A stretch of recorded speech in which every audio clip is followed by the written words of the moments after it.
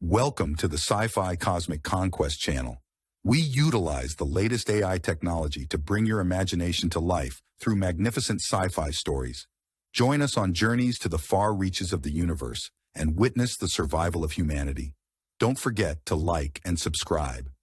Please relax and enjoy another epic story today. We are going aboard the Awaken, a humanity vessel designed to aid those who are less fortunate.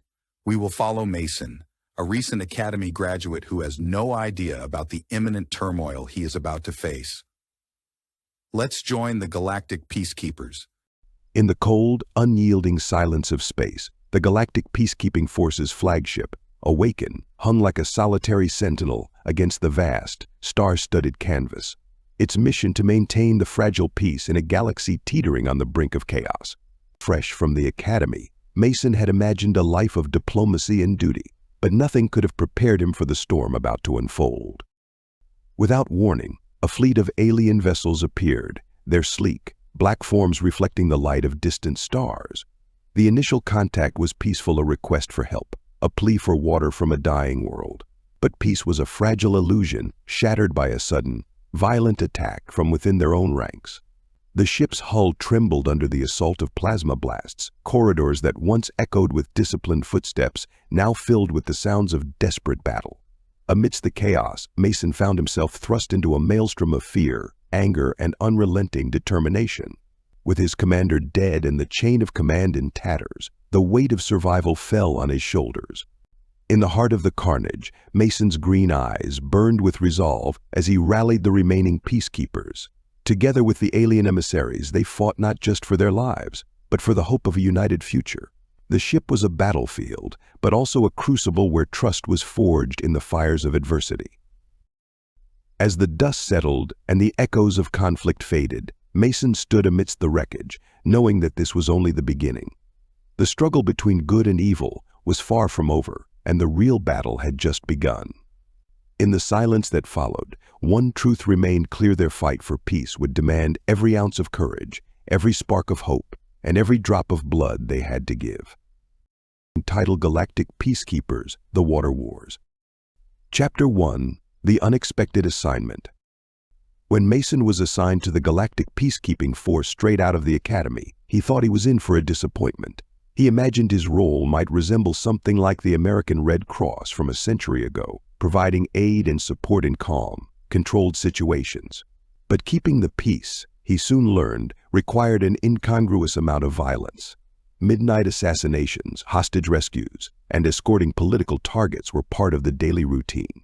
But nothing could have prepared Mason for this assignment. The aliens arrived without warning, their black ships cutting through the blackness of space like knives. They claimed they needed water and demanded that the peacekeepers serve as intermediaries while they negotiated terms. Everything hung on Mason and his team. As they approached the alien emissaries to make contact, a band of alien dissidents warped in, their plasma blasts tearing through the peacekeepers' ship and killing their commander. The rebels, advocates for conquest, were swiftly put down by the alien emissaries, but the damage was done. Mason found himself on a gutted vessel, tensions rising on all sides. Chapter 2, A Fractured Peace. The smell of burnt circuitry and the acrid scent of plasma scorched the air as Mason surveyed the wreckage. The once pristine corridors of the peacekeeper vessel were now a twisted maze of debris. Bodies of fallen comrades lay scattered, their lifeless eyes staring into nothingness. The ship, once a symbol of peace and security, now resembled a war zone. Mason's heart pounded with a mix of fear and anger. He clenched his fists, his short-cropped brown hair sticking to his forehead with sweat. His green eyes, usually so full of determination, were now clouded with uncertainty. He wiped a smear of blood from his cheek, the wound a painful reminder of the chaos that had erupted. Peacekeeper Mason, report, a voice crackled through his earpiece. It was Lieutenant Harper, one of the few remaining senior officers. Lieutenant, the ship is compromised. We've lost Commander Cannon, Mason replied, his voice steady despite the turmoil within him. Understood. Regroup with the survivors at the central hub. We need to assess our situation and make contact with the aliens, Harper ordered. Mason nodded, Even though Harper couldn't see him, he made his way through the wreckage, his boots crunching on shattered glass and twisted metal. The sound of distant explosions and the hum of failing systems filled the air, creating a symphony of destruction. As he reached the central hub, he saw the remaining peacekeepers huddled together. Faces were etched with fear and exhaustion, but there was also a glimmer of hope. They had survived, and that meant they could still fight. "Listen up," Mason said, his voice carrying the weight of authority. "Our mission hasn't changed. We need to secure the aliens and ensure the negotiations for water continue. Our survival depends on it." The peacekeepers nodded, their resolve hardening. They were soldiers, trained to adapt and overcome. Mason saw the determination in their eyes, the same fire that burned within him. They would not let their fallen comrades' sacrifices be in vain. Mason turned his attention to the ship's systems. The main reactor was damaged, and life support was failing. They had limited time to stabilize the ship and secure the aliens. He quickly formulated a plan, his mind racing with possibilities. "Harper, take a team and see if you can get the reactor back online. We need power if we're going to make it through this," Mason ordered. Harper nodded and gathered a group of engineers. Mason watched as they disappeared into the bowels of the ship, their determination palpable. He turned his attention to the remaining peacekeepers. "The rest of you, we need to secure the perimeter and protect the aliens. We can't afford another attack," Mason said, his voice firm. As they moved out, Mason couldn't help but feel a sense of pride. Despite the chaos and destruction, they were still fighting. They were still standing, and that gave him hope. Chapter 3: Alien Allies. The alien emissaries were unlike anything Mason had ever seen. Tall and slender, with skin that shimmered like polished silver, they moved with an otherworldly grace. Their large, almond-shaped eyes were a deep, reflective black, and their voices resonated in a harmonious, almost musical tone. "We regret the loss of your commander," one of the aliens said, inclining their head in a gesture of respect. "The dissidents do not represent our intentions. We seek only to negotiate for water, not to conquer." Mason studied the alien, his instincts telling him to trust but verify. "We need to understand why water is so important to your people," he said. The alien emissary nodded. "Our planet, Zorath, is dying. The water supplies have been contaminated, and our species cannot survive without a new source. We came in peace, hoping to find a solution." Mason felt a pang of empathy. Despite the violence, these aliens were not so different from humans. They were fighting for survival, just as he and his team were. "We'll help you," Mason said firmly, "but we need to ensure the safety of both our people. Let's work together to find a way forward." The alien emissaries, led by a dignified figure named Zorak, explained their plight in detail. Their planet's water had been poisoned by a natural disaster, and their survival depended on securing fresh supplies. Zorak's calm demeanor and sincere explanations helped to ease some of the tension, but many peacekeepers remained wary.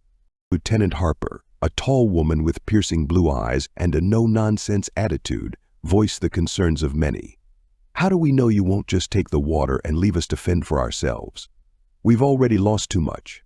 Zorak's black eyes met hers. "We seek cooperation, not conquest. Your assistance in this matter will be remembered. We have technology and knowledge that could benefit your people in return." Mason could see the flicker of doubt in Harper's eyes. "We don't have much choice," he said quietly. "If we can secure their help, it might be worth the risk." Reluctantly, Harper agreed. The negotiations continued, with Mason and Zorak working tirelessly to bridge the gap between their peoples. Slowly, trust began to build, fragile but growing. Chapter 4: The Battle for Trust. As negotiations began, Mason found himself in the unenviable position of mediating between the aliens and his fellow peacekeepers. Trust was in short supply, and every conversation felt like walking on a knife's edge. The alien emissaries, led by a dignified figure named Zorak, explained their plight in detail.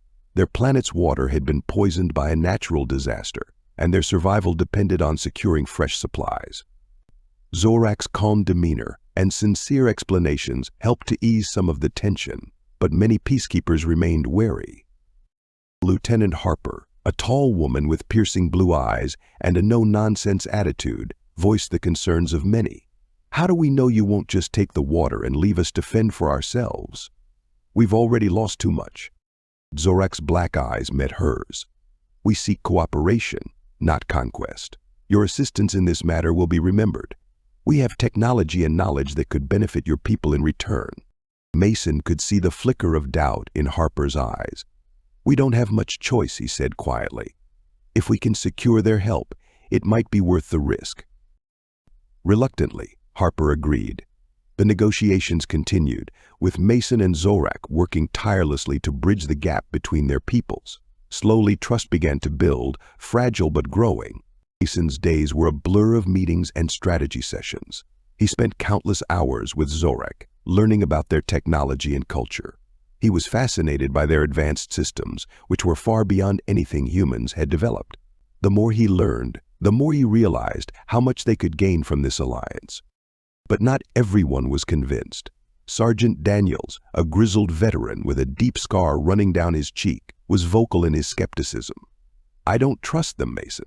They're aliens. How do we know they won't turn on us the moment they get what they want? Mason understood Daniels' concerns. He shared them to some extent, but he also knew that they had no choice. They were outnumbered and outgunned. Cooperation was their only option. We have to take that risk, Daniels Mason said firmly. If we don't, we're finished. We need their help to survive. Daniels grumbled but nodded. He trusted Mason, even if he didn't trust the aliens, and that was enough for now. Chapter 5 threat is real. Just as it seemed a resolution was within reach, a new threat emerged. The alien dissidents, not content with their previous failure, launched a full-scale assault on the Peacekeeper ship. Plasma blasts rocked the vessel, and alarms blared as the ship's systems struggled to hold together. Mason felt the adrenaline surge through his veins as he rallied the Peacekeepers.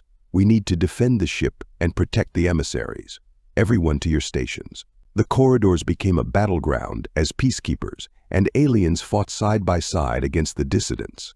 Mason's heart pounded in his chest as he fired his plasma rifle. The weapon's hum, a familiar comfort amidst the chaos. The sound of explosions and shouts filled the air, a cacophony of war. Mason's focus narrowed to the immediate threat, his mind a blur of tactical decisions. He saw Harper taking cover behind a damaged bulkhead, her expression one of fierce determination. We can't let them win, Harper shouted over the din. This ship is our last hope. Mason nodded, his jaw set in grim determination. He pushed forward, leading a charge against the dissidents. The battle was brutal, with casualties mounting on both sides. But slowly, they began to gain the upper hand. Mason fought his way through the chaos, his mind a whirl of adrenaline and instinct. He moved with precision, his training kicking in as he fired at the dissidents, his plasma rifle cutting through the air with deadly accuracy. The sound of gunfire and explosions filled his ears, but he remained focused, his eyes locked on the enemy. The dissidents were relentless, their attacks fierce and coordinated. They fought with a desperation born of fanaticism, their belief in conquest driving them forward. But Mason and his team were equally determined, their resolve unshakable.